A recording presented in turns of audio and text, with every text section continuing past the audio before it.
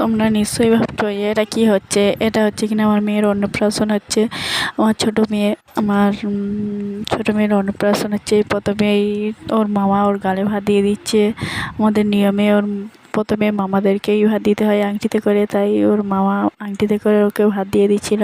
তারপর ওর দিদি ভাই তার মানে আমার বড় মেয়ে আমার ছোট মেয়েকে ওর মুখে ভাত তুলে দিচ্ছিল। বলছিল যে সকাল থেকে কিছুই আমি খাবো না, আমার বোনকে যতক্ষণ না মুখে ভাত তুলে দেবো তারপরে ও ভাত খাবে।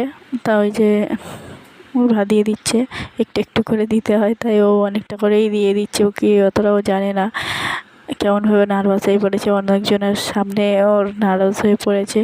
যে গ্লাসটা দিচ্ছে গ্লাসটা প্রচণ্ড ভারী, ওই গ্লাসটা আমার মা দিয়েছে।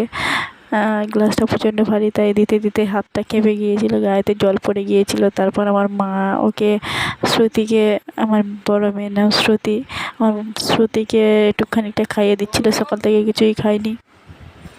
মা খানিকক্ষণ শ্রুতিকে খাইয়ে দিচ্ছিল। তারপরে ছোটো মেয়েটা খুবই ছটফট করছিল। আমার কাকি শাশুড়ি, মেজ কাকি শাশুড়ি ওকে ধরে রেখে দিয়েছিল। প্রথম থেকে শেষ পর্যন্ত উনি বসেই ছিল, যেন মনে হচ্ছে ওনারই অন্নপ্রাশন হচ্ছে, বসেছিল। তারপর শ্রুতিকে খাওয়ানোর পরে মা উঠে গেল। তারপর বাবা।